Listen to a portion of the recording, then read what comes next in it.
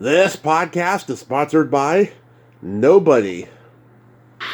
Hey dudes, this is Juliana Donald, Jenny in the Muppets Take Manhattan, and you're listening to Tommy Throwback Kovac on Splat from the Past. Fun fact, Tommy is a Muppet. You poke his navel and he giggles like the Pillsbury Doughboy.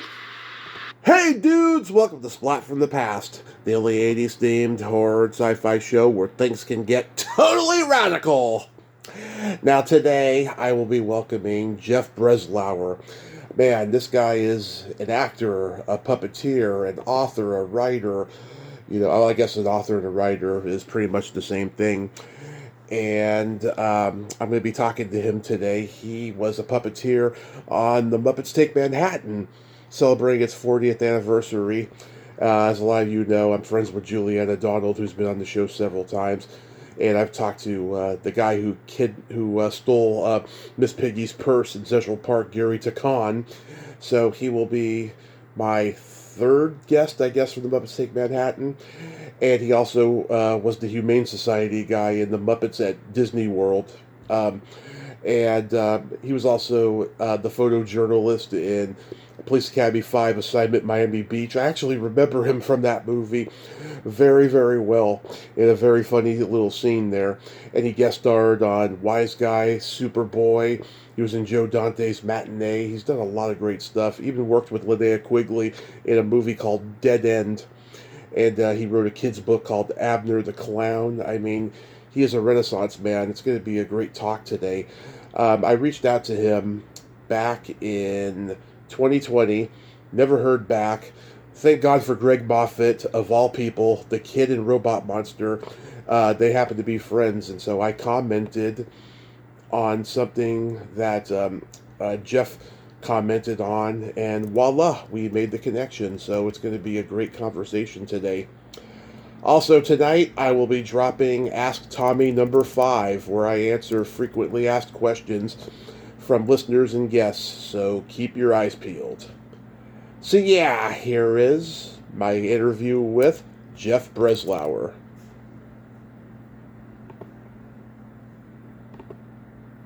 So, going back in time, did you gravitate toward acting early on in your childhood?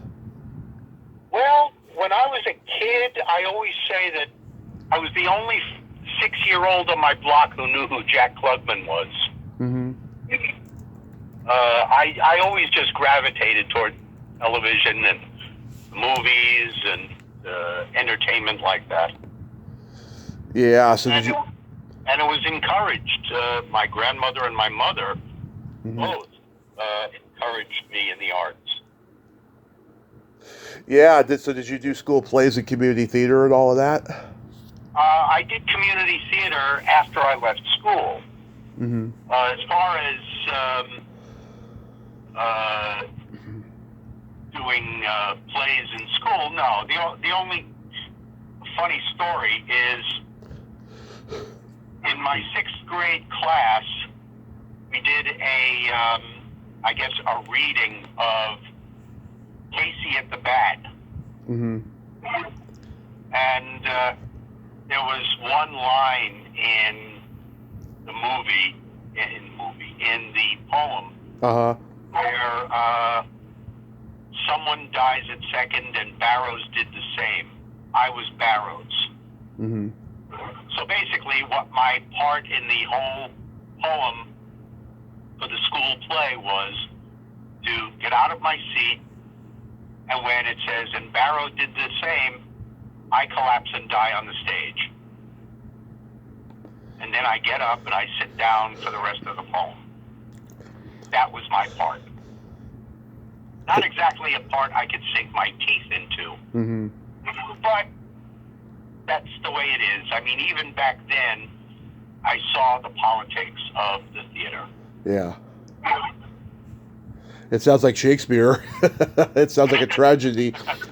Yeah. Oh, yeah. Hardly Shakespeare. You're born and raised in New York? Born in the Bronx, and I was raised in Levittown, Long Island. Yeah. Did your parents take you to Broadway shows growing up? No. Well, by the time I was in Levittown, we moved there when I was 2.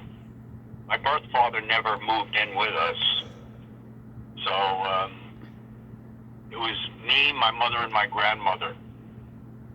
And my birth father had remarried, and they gave birth to my half-sister. And my mother finally remarried in 1969 to Nathan Breslauer, and several years later, I was adopted by him. Mm-hmm. So, yeah, and he also encouraged plays and movies and TV shows and things like that. Nice. So after high school, you attended Hofstra University. Did you study acting there? Actually, I studied broadcasting. I started as a writing major, Mm-hmm.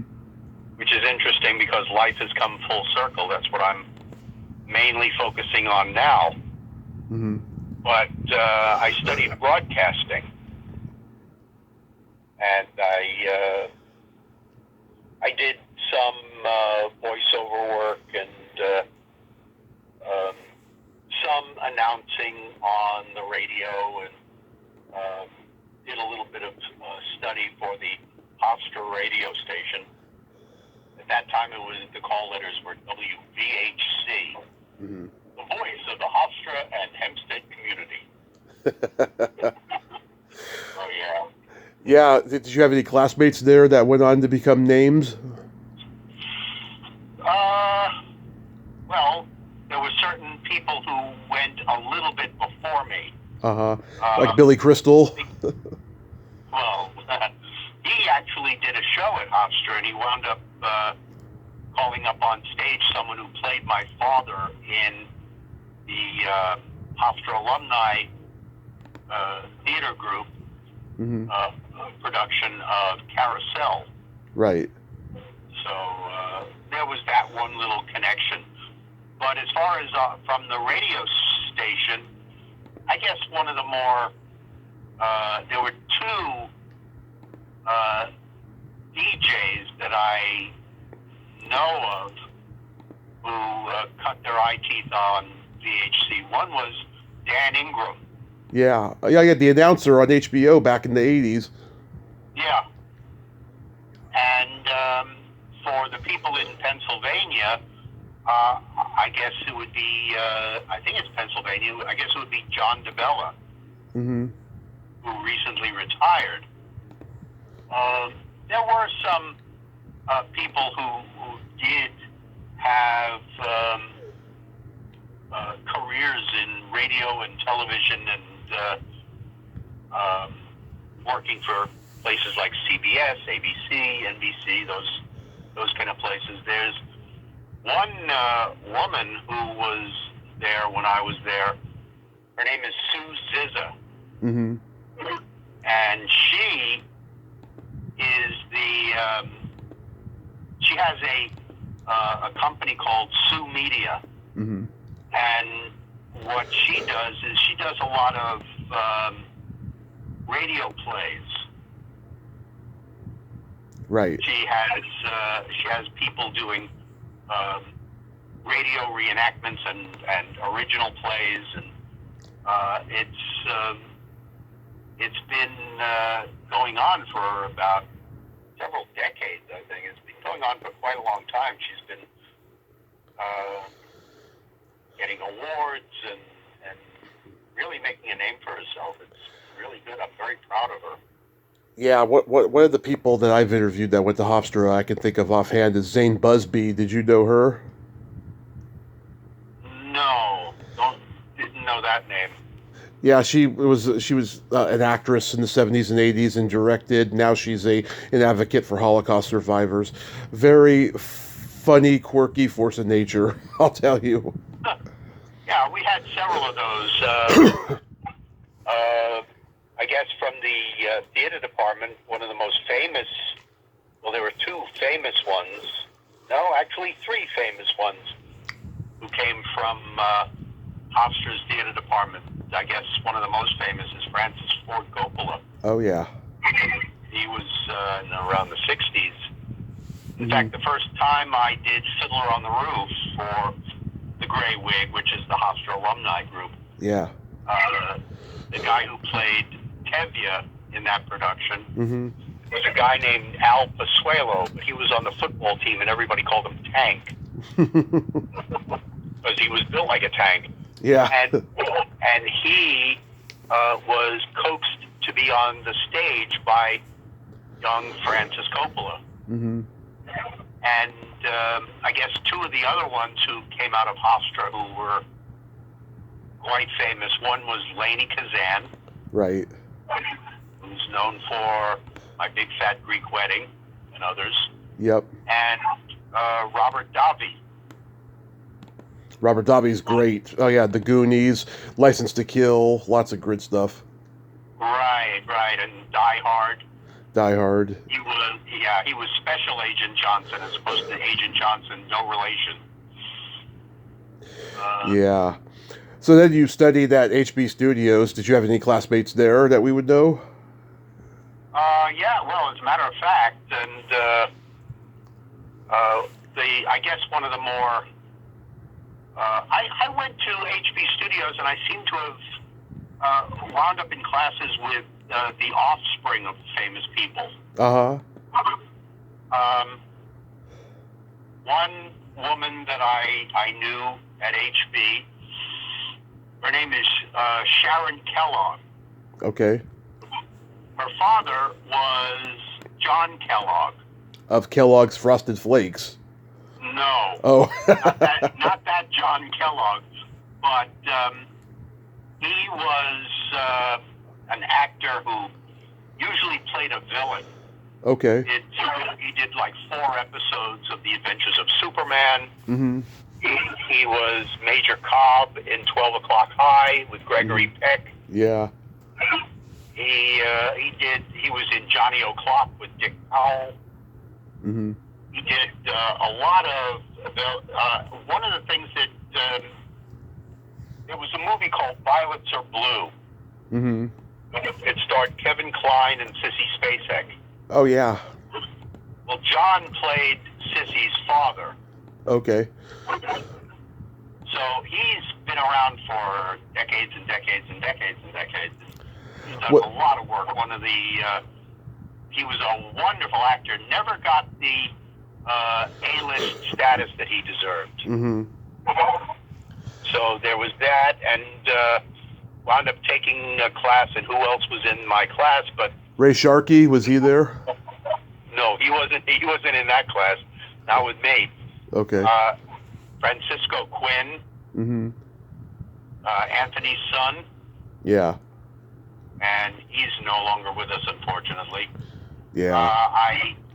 In my class with Herbert Berghoff, I shared a classroom with Heidi Hagman, Larry Hagman's daughter. Yeah, I wound up in good company. Yeah, it sure sounds like it. Any theater stand out to you that you did back then?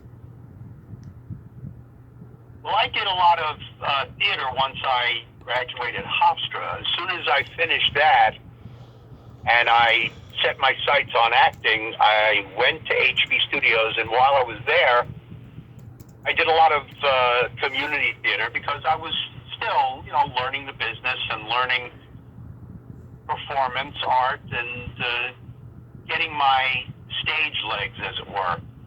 Mm-hmm. So I did a lot of, I did musical theater, I did drama, I did a lot of new plays.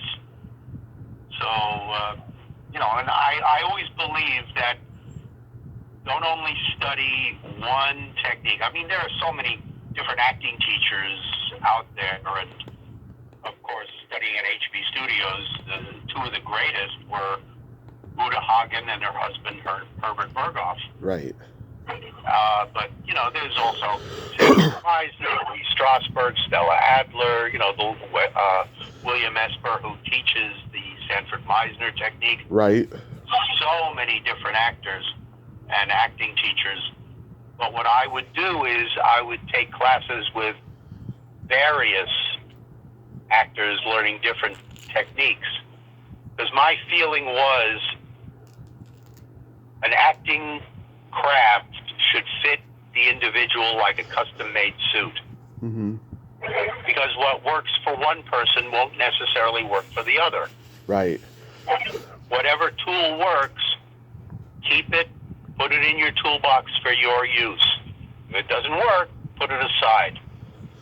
So I studied with a guy named Eric Morris. Oh, yeah, I know Eric. You do? Yeah, he's been on the show. Oh, has he? Oh, wonderful. Yeah, I studied with him and also with his disciples back when I was in Florida, and he had not long ago he had been in touch with me, and he asked if I was still acting, and I said, well, actually, I've been focusing more on writing, but I've been using his instrumental exercises that helped me a lot with the writing. Yeah. Creating characters, creating scenes, relationships, getting into this under the skin of the characters. And he says, oh, I'll have to tell my students that. I said, absolutely. Mm-hmm. Yeah, back then it was such a small world. Everyone knew each other. There was a real community. There was no internet. New York was very seedy, but had this magical artistry support there. People would hang out at Catch a Rising Star, CBGB, and see musicians and comedians perform. It was just a magical time. It's like gone now, you know? Oh, yeah. Yeah, a lot of that is gone. Yeah. Well, also, one of the places I also studied was a place called Process Studio Theater. Mm-hmm. That was the Lower West Side. That was really downtown. Mm-hmm. And I studied with one of the people I studied with was a guy named John Camera. Mm-hmm. John was classically trained, and we wound up. Me and the other students, we wound up doing also some new plays, some very, very old plays, Mm-hmm. and some Shakespeare, and there was a lot of interesting things that happened with that. I wound up doing some small parts in a couple of Shakespeare plays. I worked on Midsummer Night's Dream, and I worked on the Scottish play. Mm-hmm. It was a real wonderful experience. And from Process Studio Theater, one of my fellow students who came out of that, Mm-hmm. he also recently passed away. A guy by the name of Brian Tarantina. That name sounds familiar. Anybody who has ever seen The Marvelous Mrs. Maisel? Oh, okay. He was the guy who would clean up at the nightclub afterwards, and he would have the conversations or the bickering with Alex, her manager. Mm-hmm. He had recently passed away, but he got his big break at Circle Rep, and I used to work at Circle Rep. Uh-huh. I never acted there, but I got a lot of knowledge from it. I got a lot of. I was able to observe and study, and actually, I watched the rehearsals. I was able to drink all of that in. Circle Rep. There were 3 people who formed that company. It was Marshall Mason, who was the director, Tanya Berrison, who was an actress, Mm-hmm. and also a director, and playwright Lanford Wilson. Wow. So I got to watch a rehearsal of a Lanford Wilson play, and he was working on it. Marshall Mason was directing. Mm-hmm. and it was called Angels Fall. And it starred Barnard Hughes and Fritz Weaver. Oh. And one of the students from Process Studio Theater, Brian Tarantina, was in it too, and that's where he got his big break. Great character actors, I tell you. Oh yeah. So I got a lot of knowledge just by observing, and that's the best thing that a person can do when they're getting their, getting to know the business and behind the scenes.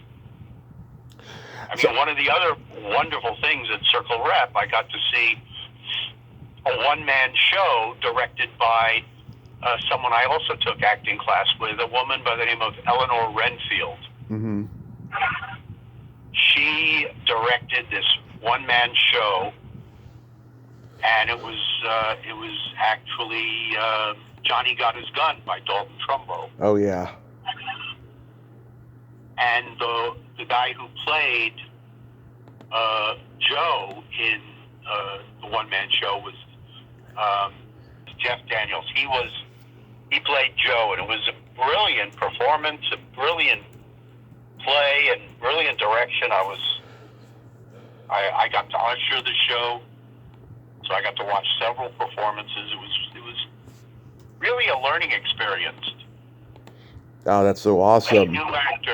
To any new actor in the business, that's the best way to learn. Mm-hmm. So how did you come to meet Jim Henson and get into puppetry? Was that something you always did, like as a kid? Well, I did it when I was younger, and I did some puppetry when I was living in New York. Nothing major. Mm-hmm. And then, I had it on my resume. And I got a call from a casting director, and I was asked to go to, was it Empire Studios? I think it was Empire Studios in New York. Okay. And it was for the Muppets Take Manhattan. Yeah. And it was, they had already been filming in New York, the Muppet crew, but they needed a lot of background puppeteers for the big show-stopping event that would be the climax of the movie.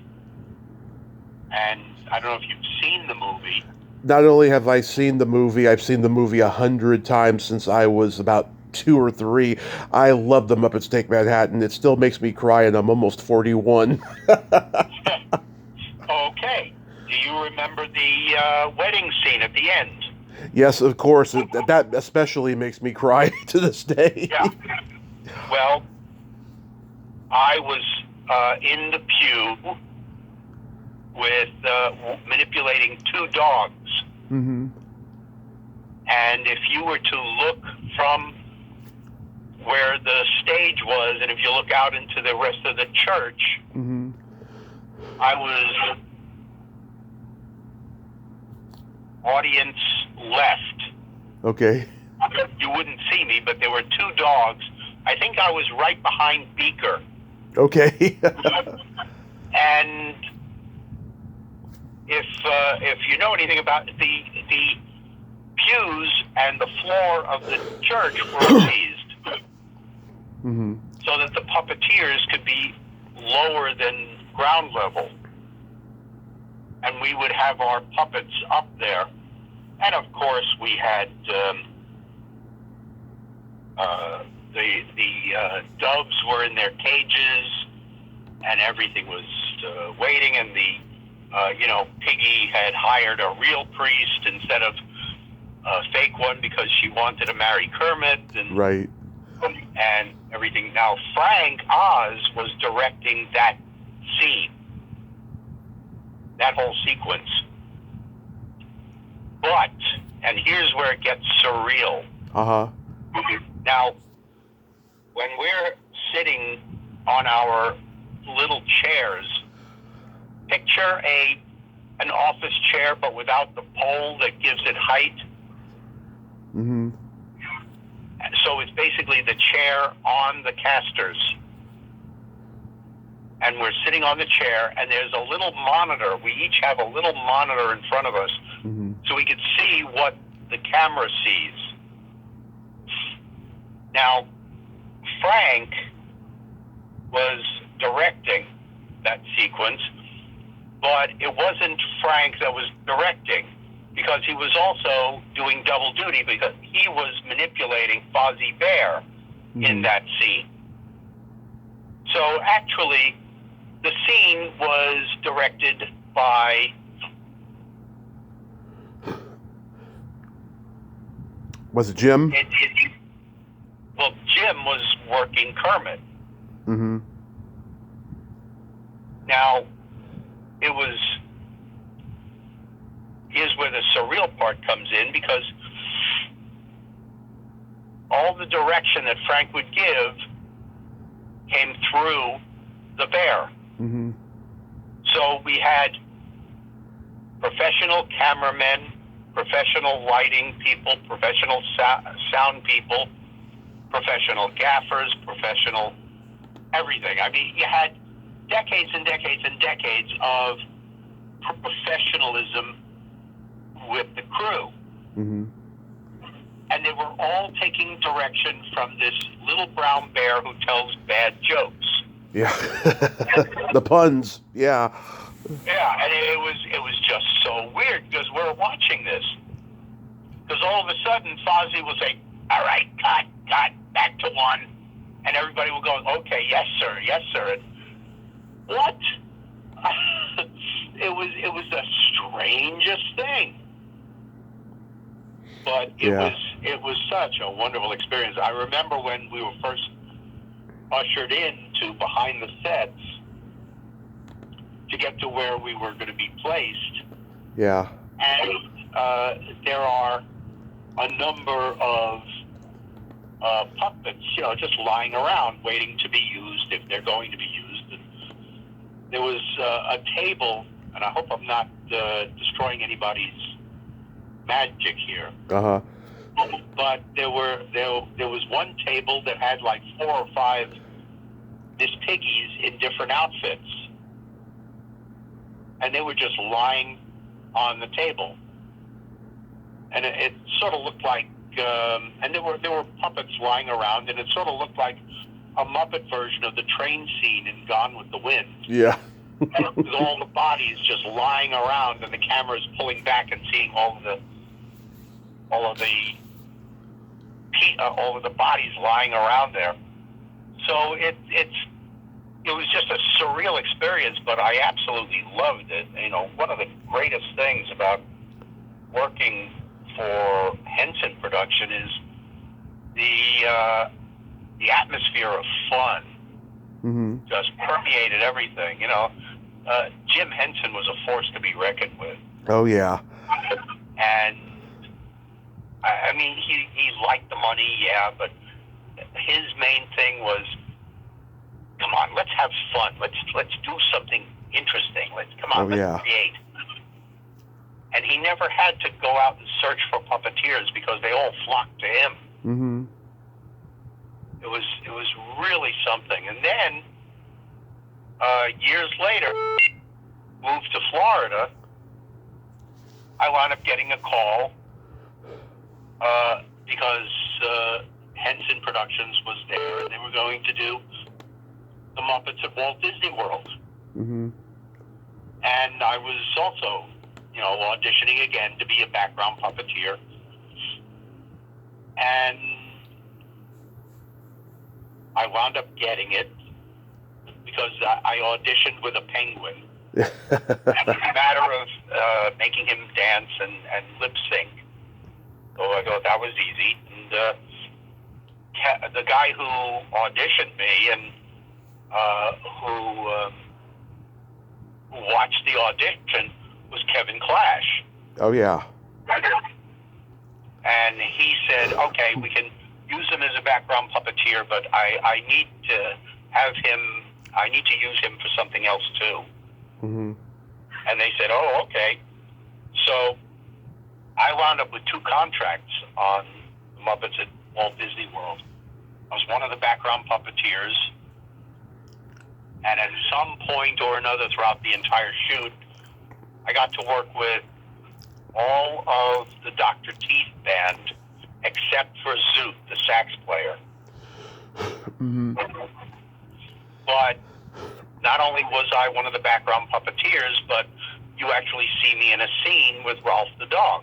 Yeah. Where Ralph is walking in, where the Muppets invade Walt Disney World. Yeah, you ask him where his owner is. Yeah, because Ralph comes in wearing Jim Henson hat. He goes, "Hey, they got a pet care center here. Maybe they can help me." And I go, "Excuse me, who's your owner?" "Owner? I have no owner, sir. But perhaps you can help me. You see, the Walt Disney World is such a big place. I don't know what to do with all this incredible freedom." I throw a butterfly net over his head. "Now, there's a solution I hadn't particularly thought of. Come on. Wait, you don't understand. I got a license." Yeah. I love it. A lot of fun shooting that, but what's really interesting about that, it answered an age-old question that I had. Because I was a fan of the Jim Henson characters, even early Muppets. Yeah. Ralph was always my guy. He was my very utmost favorite. Yeah, he was great. Kermit a close second, but Ralph was my guy. Gonzo was my guy. I could relate to him because he was different, and just like, oh my God, I was always like, poor Gonzo. He's always getting treated so badly. It's really funny because if you go on YouTube, you can actually see the outtakes from the Muppets at Disney World. Oh, I gotta see that. Yeah. And the funniest thing about it is, during the closing number, Gonzo keeps coming in late. Uh-huh. And when he comes in late, the music stops, Gonzo's shaking, and all the other Muppets converge on him. It's really funny. There's a lot of brilliant outtakes on there. Yeah, I'm going to check it out. I saw it when it first aired on Disney Channel. I loved it. It was great to see Charles Grodin back in a Muppets project, Yeah. Juliana Donald, who played Jenny in the Muppets Take Manhattan, is a friend of mine. She's been on multiple times. She really is like Jenny. Like, she'll help anybody. I call her my Jenny, The guy who steals Miss Piggy's purse at Central Park, I interviewed him, Gary Takan, as well. So, yeah, I mean, all the Muppets movies, the early ones are my favorites. After Disney bought them, I don't know, I feel more like Disney watered-down versions of Muppet movies. That's just my opinion. Yeah. Did you ever get to meet or interview Louis Zorich? I never did. I know his daughter's out there. She made a movie recently about human trafficking. Really? Yeah. Because I used to work at an actor's answering service in New York, and Louis and his wife, Olympia Dukakis, Right. They were our clients. And I used to get to talk to Louis every once in a while on the phone. And I said to him, you and I share something on our resume. And he goes, "Oh, really? What was that?" And I said, "Muppets Take Manhattan." He goes, "Wasn't that a lot of fun?" Oh. I had great times. That was wonderful. What a darling guy. I loved him. He was absolutely fabulous. And I got to see him on Broadway. Mm-hmm. He played Uncle Ben in Death of a Salesman. Dustin Hoffman. Very talented guy. Very talented guy. Oh, yeah. I grew up on the Police Academy movies, and I'm probably one of the few who loves Part 5, Assignment Miami Beach. How was that experience? That was fun. I always say that's the movie where I broke the sound barrier. Because I actually had lines. And it was really something. Working with the Police Academy people, Mm-hmm. They were great.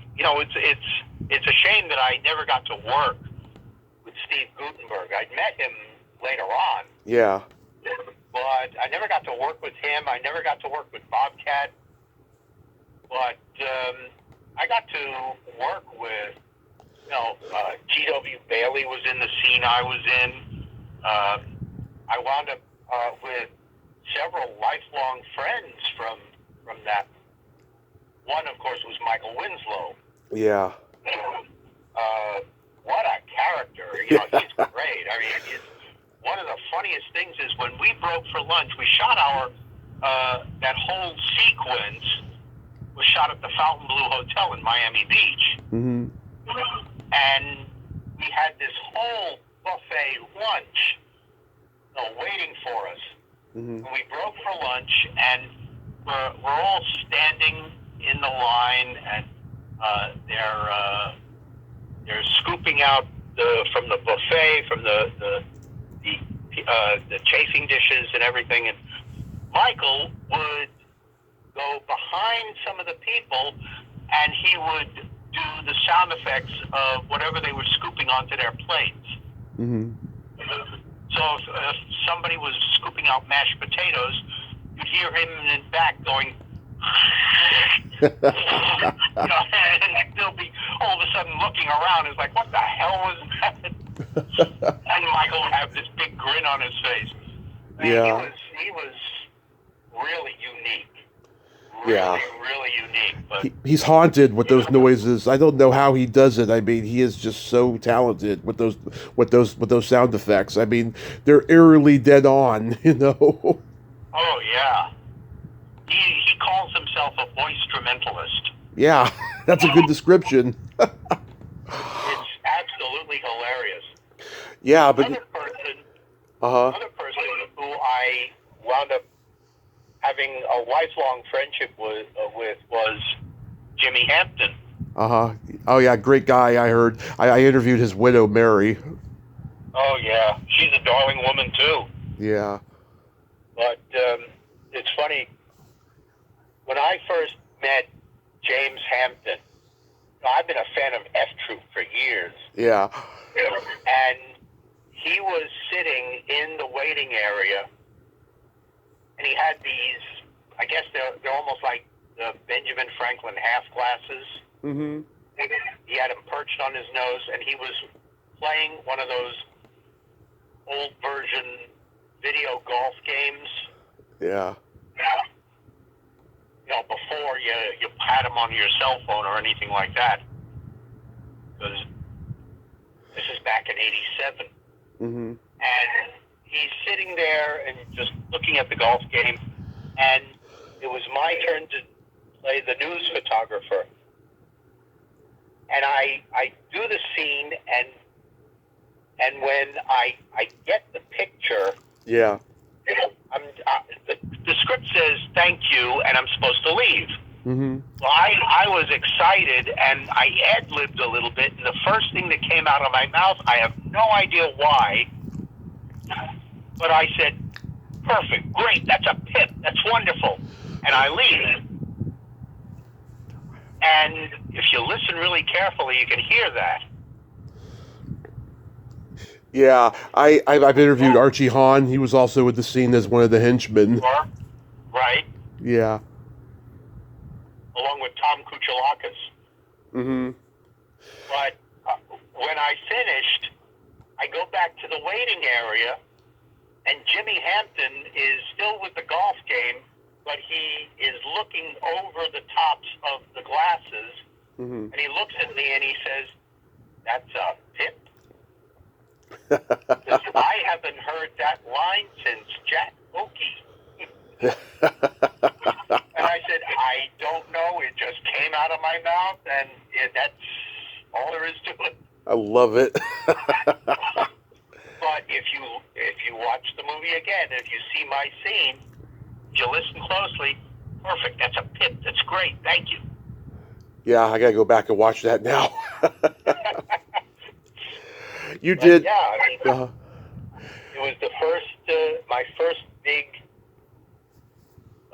break in Florida when I moved to Florida. So, Yeah. And that was moving to Florida with my first wife.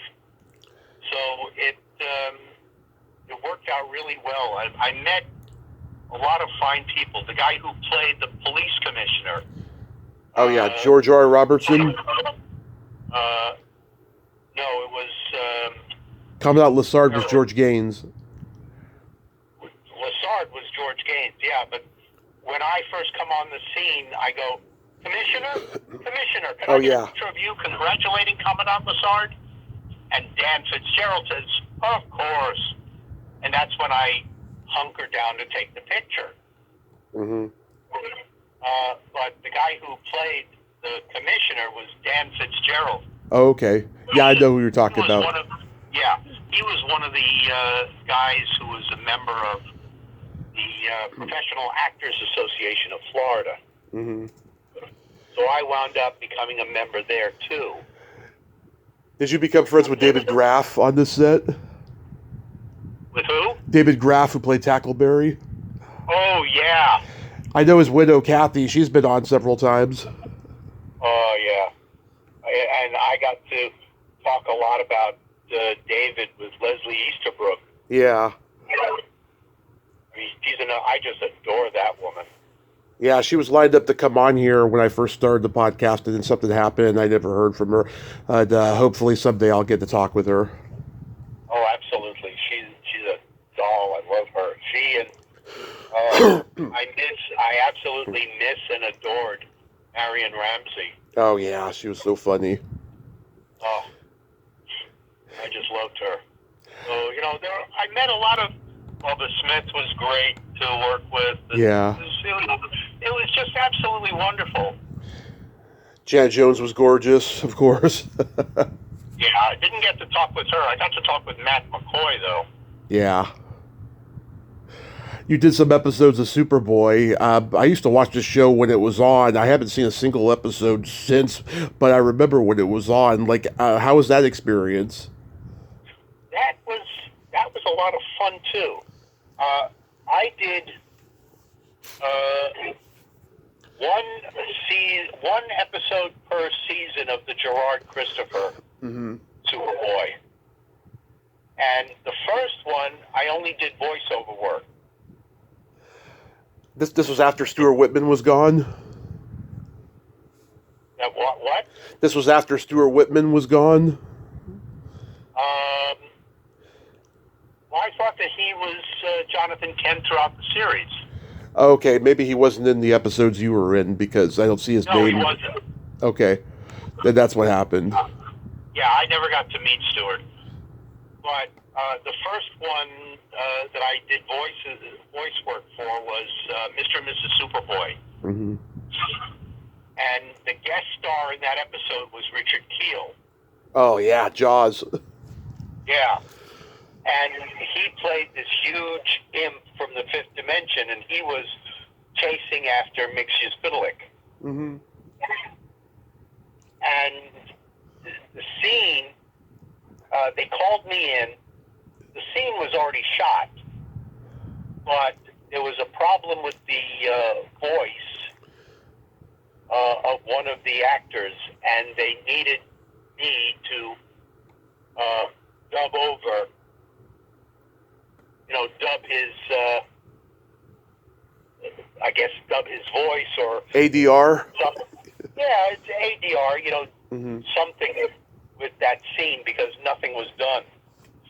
So I go to Century Studios, which is on the Universal Studios lot, and I'm shown the scene, and the scene shows this. There's this big battle going on between Michael J. Pollard as Mixius Biddleick and Richard Keel. His character's name is Bill Kovac. Mm-hmm. And there's this heavy-set guy with a little red baseball cap that comes up to Richard Keel, and he starts arguing with him, and he points his finger at Richard's chest, which is, I guess, a stupid thing to do because Richard was 7'3". And Richard, who his character has magical powers, Richard looks at him and he says, "And you are a big tomato." And all of a sudden, the heavy-set guy turns into a big tomato with a little red baseball cap on him. Of course. And Richard picks up the tomato and he hurls it. Now, in the scene, there's this convertible car driving by, and all of a sudden you see the tomato is coming right at them. Yeah. And it hits the car. The camera is at the front of the car, and the windshield wipers are going, trying to wipe off all of the tomato juice. Mm-hmm. And that's the scene. So basically, I had to overdub the guy, the husband driving the car with the wife next to him. So Richard throws the tomato, and they're recording my voice, Mm-hmm. and I'm following along, and you see the car, and I'm going, oh, and all of a sudden the tomato hits Splat onto the car, and when the windshield wipers are going, I just ad-libbed, sure, you had to convince me to get a convertible, didn't you? And the director says, cut. They come out and they're hysterical laughing. And they said, can you do that again? I said, yeah, sure. And I did like 2 or 3 takes of it. They said, that's great, thank you. So that was for season 2. Nice. Season 3, I was called in to do an episode that was written by Gerard Christopher, by the way. Mm-hmm. It was called Wish for Armageddon. Superboy is having these strange dreams that seem to come true, and it's a whole big thing. Well, there's one scene where he's shaking hands with the President of the United States. Who's playing the President but Peter Palmer? Mm-hmm. Does that name ring a bell? Slightly. Peter Palmer, I guess, was best known. There were 2 things. One, he played in the movie, he played Lil Abner. Uh-huh. In the musical movie. Okay. With Stubby Kaye and Julie Newmar and Okay. all of those. The other thing that a lot of people later on would remember him for, he was one of Hot Lips' boyfriends. He was the helicopter pilot. Yeah. So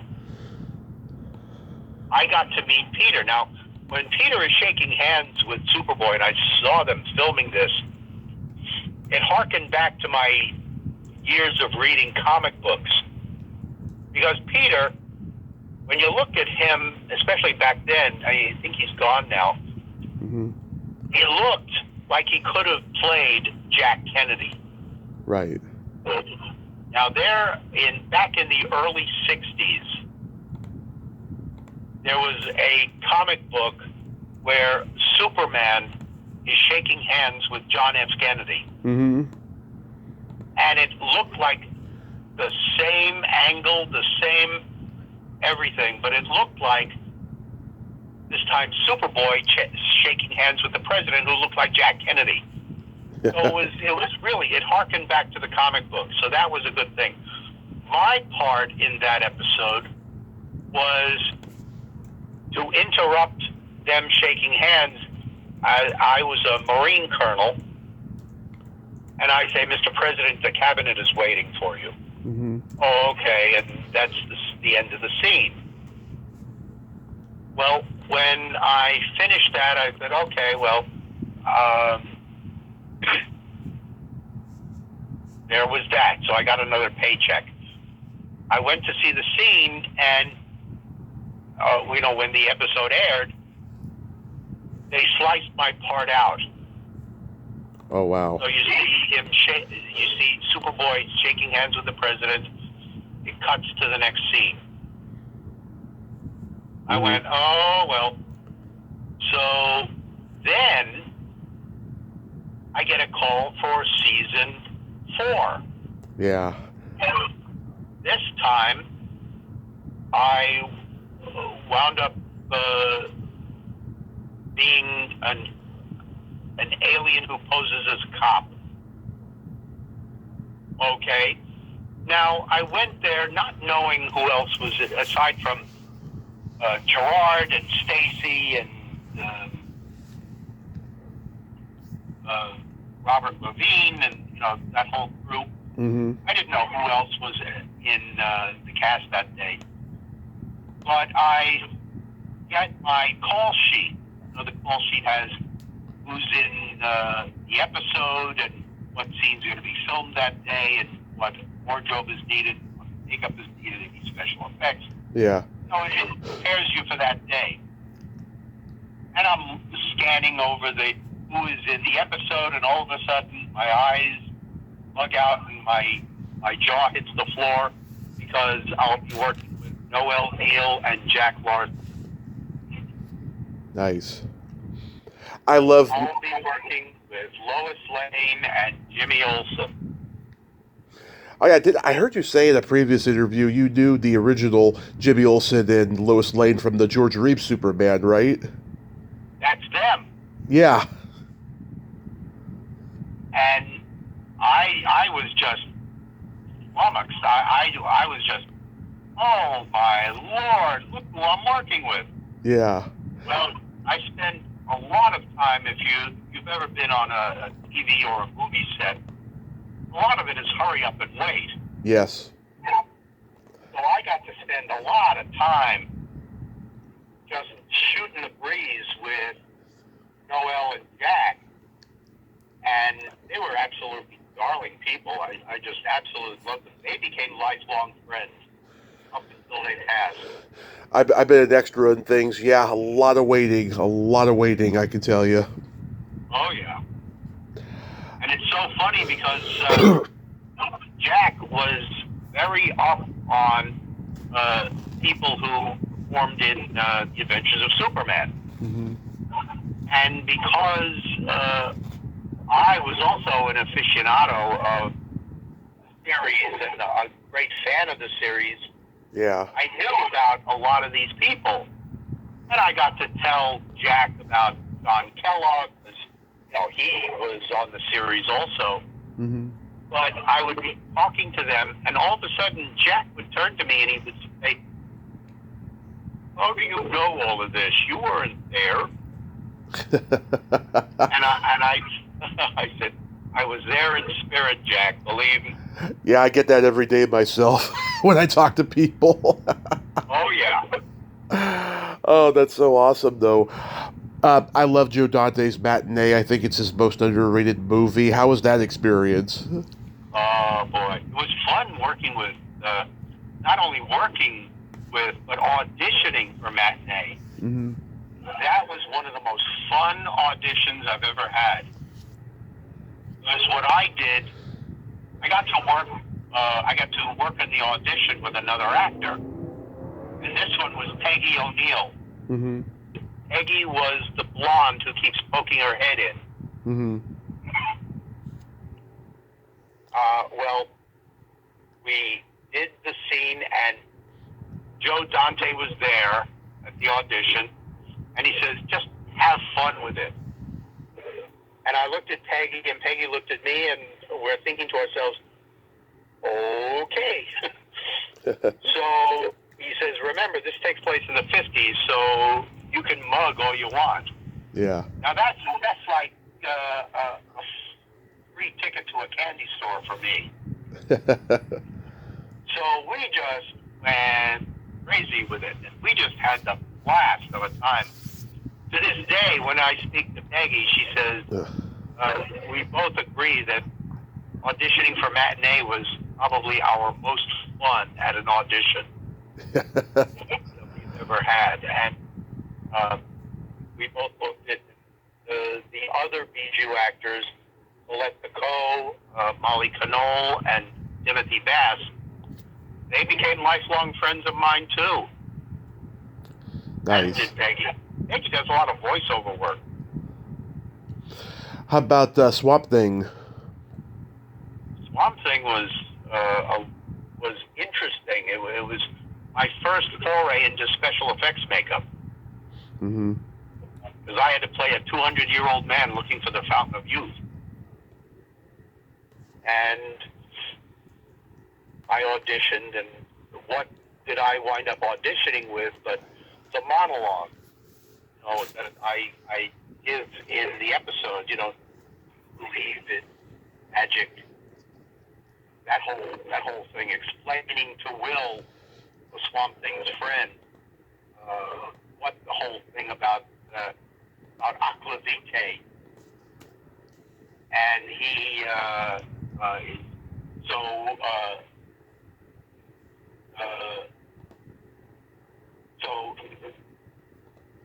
we're born like this. Nobody's born like this. Yeah. I talk about the wizard who gives me this potion,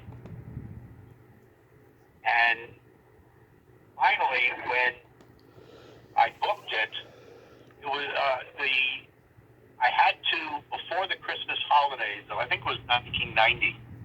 Before the Christmas holidays, I had to meet with the special effects makeup artist, a guy named Jim Benke. Mm-hmm. He's indigenous to California. He came all the way from California. He sits me in a barber chair, and he slathers my face, my neck, and my upper chest, and my arms and hands with, it's not a plaster, it's sort of like the new kind of thing. It's a hypoallergenic. But he was taking a mold of my head, face, and body. Uh-huh. And it had a minty smell, and I almost fell asleep. I mean, it was quite nice. But what he would do is, while I was enjoying the Christmas holiday, he was building my prosthetic makeup. Mm-hmm. So when I came back from, when we were going to be filming the scenes, he had everything ready to fit me. And the whole thing was, at the beginning of the scene, beginning of the episode, I'm a young guy, Mm-hmm. and I got to meet Dick Durock. Yep. He was Swamp Thing, and he was out of makeup and everything. Like, he only was able to be in the makeup one day out of 3. Especially later on, since the makeup, green makeup that he had to wear was starting to affect his skin. But Yeah. I said to him, I'm looking forward to seeing how this old man makeup works on me. And he sort of rolled his eyes and he says, yeah, that'll get real quickly. But it took 2 hours to put my special effects makeup on, Mm-hmm. and an hour and a half to take it off, because they don't use spirit gum. You can't do a Mission Impossible. You can't reach over, grab it, and pull the mask off. You'll pull your face off with it because they use medical adhesive. So they have to use a solvent to very slowly dissolve glue, Mm-hmm. the adhesive, as they unfold the mask from you. Yep. So it took a lot of time. So I was only in the old man makeup the last day. What was really funny is, I don't know, it must be a psychological thing, because as soon as I was in this old man makeup, I was taken to the set, and everybody sees me and they're gasping, and then finally they're giving me directions, and everybody's talking louder to me. Yeah. And I get to it, I'm standing right in front of because they're treating me like an old guy. Yeah. And it was hilarious. And but it was a wonderful experience. I enjoyed doing the show. I enjoyed. Well, I'm a comic book fan, and Yeah. thing is a comic book character. And years later, before they both passed, I got to meet Len Wein and Ernie Wrightson. Mm-hmm. And they created Swamp Thing. And interestingly enough, Len was from Levittown. So he was a fellow Levittown boy, and, you know, he and I clicked. And whenever I used to see them at conventions, I always used to say, thank you for the work. Oh, that's great. Yeah. You did a movie with another guest of mine, Linnea Quigley, called Dead End. How was that? I'm still waiting for it to come out. Yeah, I've never seen it. I know, no one has, but there's a trailer, Mm-hmm. and they even have a website. The director's name is Eric Matthews. Uh-huh.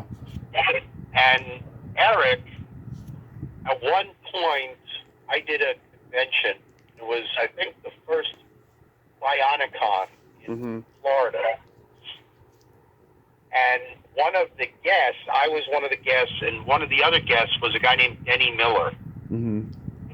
I don't know if you know who Denny Miller was. He's an actor, right? Yeah, he was a Tarzan. He Okay. played a Tarzan-like character on Gilligan's Island. Yes, that's him. Yep. Yeah, he did a lot of that. But he was the Gortons of Gloucester fishermen for like 14 years. Uh-huh.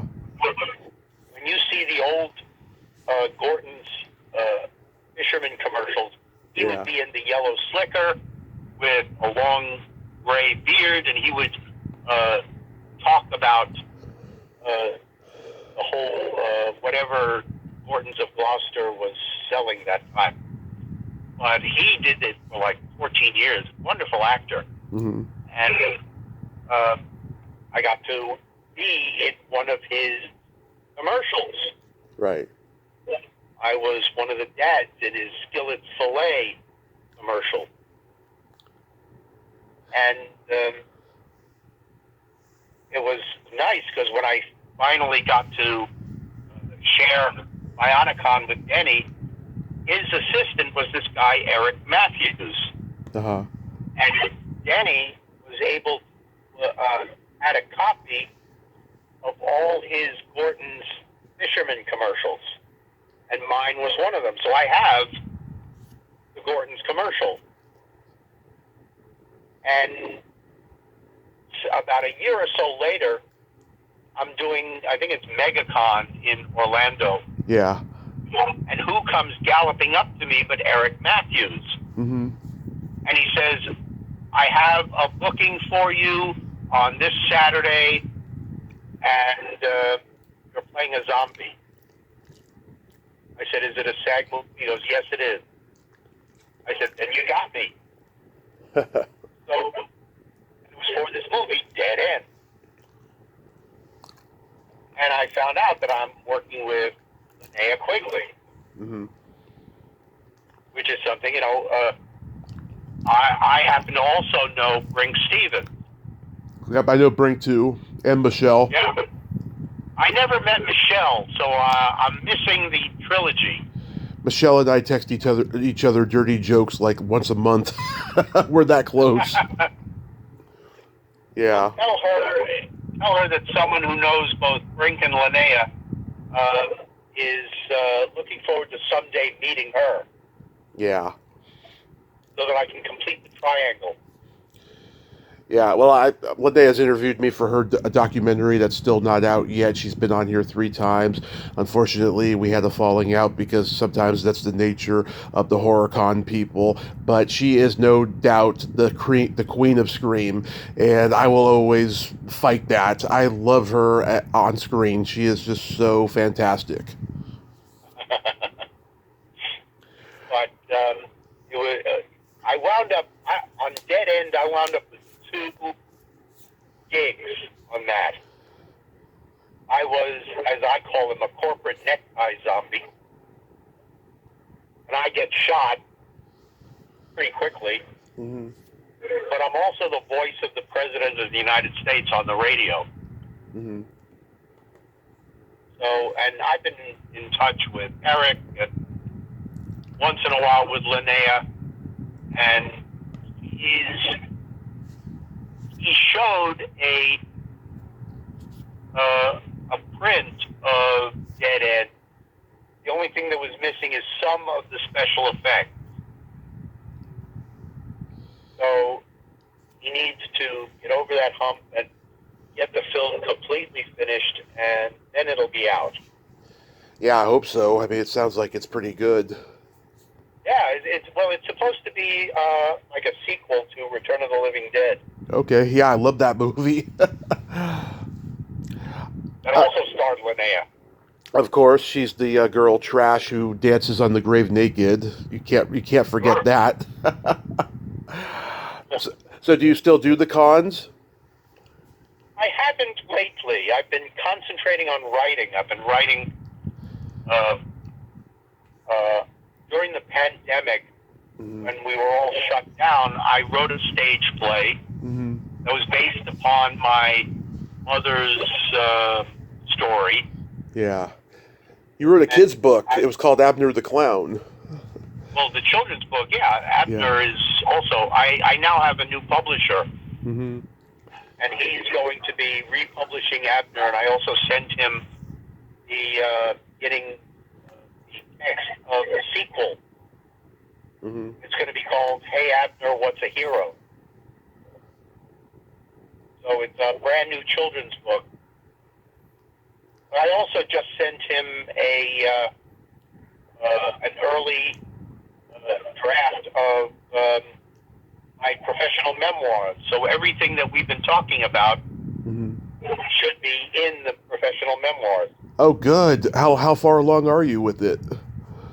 Well, I've been gathering up pictures for it. So, and with the amount of pages that I put into it, it's either going to be a coffee table book or it's going to be a coffee table. Yeah. That's hilarious. Yeah, but it was fun to write, and I enjoy writing something that brings me back to my fond memory. Wow, that's so great. I've been writing screenplays over the years, so I've been re-editing some of them. Yeah. That's what you gotta do when you write. You know, I'm a writer too, so I totally get it. I was talking to somebody earlier about how I gotta get back to writing my memoir. I've been taking a long break. When you're writing really heavy emotional stories, you kind of want to take a long break from them because you don't want to cry anymore. You know. Yeah, but with me, it's all about the professional aspects. I didn't dwell too much into the personal stuff, and I even say in it that this is not a tell-all book, yeah, or a dark memoir or anything like that. No, that was not my life. You know, in spite of everything that has happened, you know, I was more interested in who I got to work with. I talk about behavior on the set and what it's like being with certain directors and auditioning and the best way to audition and what do you do when you're when you're first getting onto the set. One of the things that I say is always audition as yourself. Don't try to compete with anybody else because you can. Like there was one part of the book going to be dealing with. I got a call when I was living in Florida to audition for a commercial, and I was brand new in Florida, and it was for a Ford truck commercial, and my agent said that the premise of it is it's going to be for the Ford Ranger, and it's going to have a Western theme, like the Lone Ranger. The Lone Ranger. I said, okay. So I went to the audition dressed as me, and there was a whole room full of cowboys. Some of them over 6 foot, and I never made 6 foot. Yeah. And they're all standing around. You know, it looked like they were waiting to play cowboys and Indians. They're just waiting for the Indians. Yeah. But there were all of these cowboys. Some with prop guns and holsters. They had cowboy hats, 10-gallon hats. They had spurs. They had everything. They had the whole accoutrements. I said, well, I'm sure as hell not going to be able to compete with these guys on their level. They all look like Marlboro men. So I figured, all right, I'll just go in as me. Yeah. And, you know, I always say that compared to those guys, I look like Bugs Bunny in a Marine lineup. If you ever remember the cartoon where he winds up getting drafted. Oh, yeah. The camera is panning and you see all of the other Marines. Yeah. All wind up exactly, and all of a sudden there's a gap, and it keeps going, and all of a sudden the camera goes back and down, and there's Bugs. Yeah. Yeah. Well, I felt like Bugs. So I walk in, and the assistant director or the casting director said, "Do you have any questions?" Mm-hmm. I already read the copy, and I said, "Yes. Do you want this to be read like Fred Foy or Jim Amici?" Mm-hmm. And they said, "What?" And I proceeded to go, "A fiery horse with the speed of light, a cloud of dust, and a hearty hi-yo silver." And they went, "Yeah." So I started to go. If you're looking for a tough, free-spirited pickup, you can eliminate some trucks. Now I started doing it like they would do it. Mm-hmm. And I get a call from my agent. I booked it. Moral of the story, and I put this in the book, don't try to compete with somebody else. You just have to do the best that you can with what you have. That's good advice. Good advice. Yeah. That's basically what the book is about. My experience and what the reader can learn from it. That's wonderful. I look forward to reading it when it comes out. Well, boy, I can't wait. So how do you know Greg Moffat? Greg and I met at the Memphis Film Festival, Mm-hmm. 2008. I was doing the Superman celebration in Metropolis, which I used to do every year. Metropolis, Illinois. It's the southern tip of Illinois, right above Paducah, Kentucky, right over the bridge. Mm-hmm. And I used to go there all the time, and I have dear friends, lifelong friends who go there. Mm-hmm. And the first lady of Metropolis was Noel Neal. Uh-huh. And Noel and I had become close ever since Superboy. And her caregiver, manager, and biographer, Larry Ward, also became a dear friend of mine. Now, Larry had told me that he and Noel, once the Superman celebration was over, they were going to the Memphis Film Festival, and they got me in. I said, "Oh, okay." He said to me, "Now, the Memphis Film Festival usually concentrates more on Westerns." Mm-hmm. And I knew that Noel had a boatload of Westerns under her belt before she even did Superman. Right. And, in fact, she's a recipient of a Golden Boot Award. Oh. It was awarded to her by her friend, Tom Selleck. Mm-hmm. Now, Larry then said, well, the reason why we got you in is because the Memphis Film Festival is celebrating the 75th birthday of the Lone Ranger and the 70th birthday of Superman. This was 2008. Superman debuted in 1938. Yeah. So I got in, and there were people that I just just could not believe I was meeting. I mean, Greg was in The Adventures of Superman. Right. In the Stolen Elephant episode. Mm-hmm. And who else was there? I got to meet with, in fact, I had to help pick her up at the airport. And they said to me, would you help come with me? We're going to be picking up Beverly Washburn. I love Beverly. She's a good friend as well. And my jaw dropped. I said, Beverly Washburn? Now, she was in the pilot. Yep.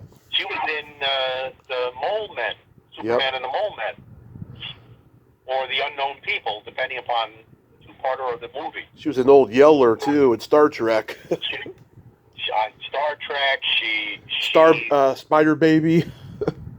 Yeah, but she was also in The Greatest Show on Earth. Oh, yeah. Jimmy Stewart did some clowning for her in the Stand. She was in The Juggler with Kirk Douglas. Yeah. Dragon Train with Lou Costello. Yeah, she's worked with the greats, the icons. Yeah, she also used to be on the Jack Benny program. Oh, yes. So I adore Beverly. And the funny thing is, she and Noel have the same birthday. Yeah. November 25th. Oh, yes. Sagittarius. Yeah. But I got to meet and be with her. Laurie Mitchell, who's also in Superman. Mm-hmm. I got to meet. Funny thing is, I got one of the people who was there as a Western person was Michael Chapin. God, where do I know that name? Michael Chapin. Well, he and his brother Billy were child actors. Because there was Lauren Chapin. Lauren Chapin is their sister. Okay. And Lauren, of course, she was Kitten on Father Knows Best. Right. So I knew Lauren for years and years and years and years because we used to audition together. Interesting. So Lauren and I are very close. To this day, we're very close. And I met with Michael and I said, hey, Michael, would you like to talk to your sister? He said, sure, because I had Lauren on speed dial. Yeah. So I punched it in and I handed him the phone. He goes, hey, kiddo. So there was that. Got to meet Greg Palmer, mm-hmm. who was in several John Wayne movies. Oh, yeah. And he did an absolutely on-spot impression of the Duke. Oh, yeah. He used to do the Why I Love America. That whole thing, he used to do that. Yep. But there were a lot of... I got to meet Iggy Perot mm-hmm. and her sister Janine, who was in Joey, the episode of the horse Superman. Yep. But Iggy has always been very special to me. To this day, she is. I mean, I see her every once in a while on Perry Mason, on The Rifleman, mm-hmm. and this is when she was younger. Mark McCain, Johnny Crawford, yeah, would have a crush on Giggy's character. And I said to Giggy, I'm sure that there was no acting involved with that. Yeah, because if anything, I had a crush on her too. Yeah, it's funny. I interviewed Greg last October, and he has been by far one of the most supportive guests I've ever had. He literally shares every interview that I put out there, and every day I'm pinching myself going, the kid from Robot Monster is sharing my episodes. This is so surreal. Did you know that Greg and his wife Sandy got us tickets to be with them to see, me and my girlfriend, to see Robot Monster the musical. Wow, how was that? And it was a Fringe Festival thing here in L.A. Mm-hmm. And it was a hoot. Of course, at the very end, I'm sitting next to Greg, Mm-hmm. and all of a sudden, the person at the end of the show, the manager comes out and he says, "We would like to spotlight the original Johnny from the movie Robot Monster, Mr. Greg Moffat." Yeah. And he stands up and he's waving, and everybody is just falling over him. He's just, he says every once in a while, he looks at the gorilla with the helmet on with the antenna. He says, "This character just never leaves me alone." Yeah. Because now it's in 3D, and Oh yeah. it's a whole big thing. Now it's Blu-ray and everything is like, geez, we did this silly little movie, and all of a sudden this is still, and he's saying it's still a favorite. Just can't believe it. You just can't realize what is going to just hit a nerve with the audience. Happy 90th birthday to the late great Frank Gorshin, who you were also friends with. Everyone knows him as the Riddler on Batman. Sure. He would have been 91 today. Oh, okay. They say he was born in 34, so that's why I assumed. Really? He told me he was born in 33. Yeah, they do that sometimes. Yeah. But yeah, he was the most giving person on stage. Yeah. We did a play together called Breaking Legs. Mm-hmm. And it was a fun piece. We first did it at the Alhambra Dinner Theater in Jacksonville, Florida. Nice. And then that was in 95, and in 96 we took it to Poway near San Diego. And it was one of the strangest things is because I've done a number of plays. This play, Breaking Legs, he wanted it to close. We were still having too much fun with it. And Frank would be encouraging to each and every one of us. A lot of the reviews could have easily said, "What a wonderful star vehicle for Frank Gorshin." That's not what they said. They said, "What a wonderful ensemble piece." And he was just so generous with his time and everything. Mm-hmm. And we did it at first at the Alhambra Dinner Theater. And what he would do at the end of the show, it was a thrust stage, and there were chairs all around because it was a dinner theater. Mm-hmm. And after the show, we would all join hands, bow, and we would gesture to Frank. We would leave the stage, and we would wind up going into the back so we could watch.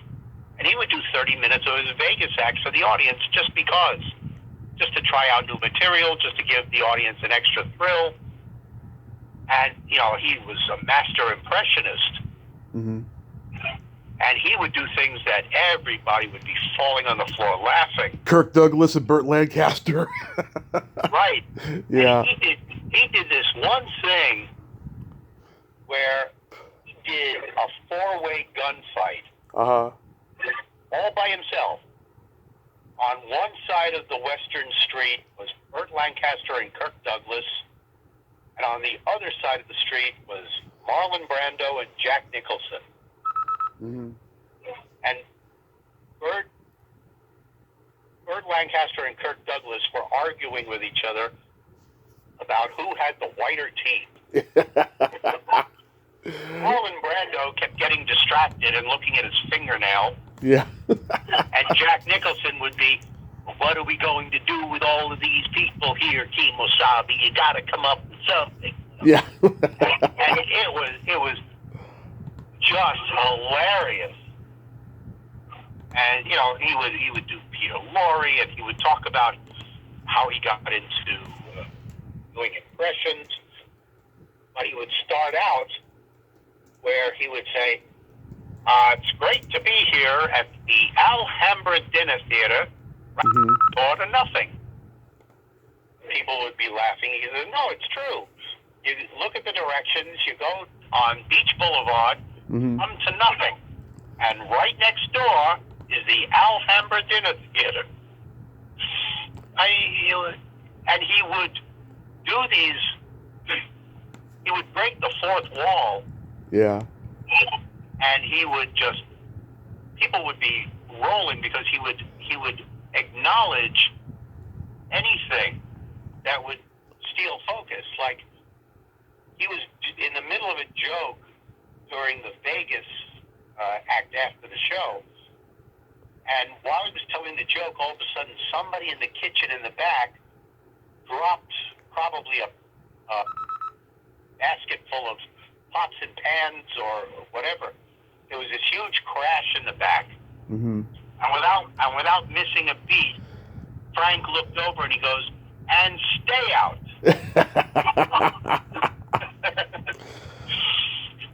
Love it.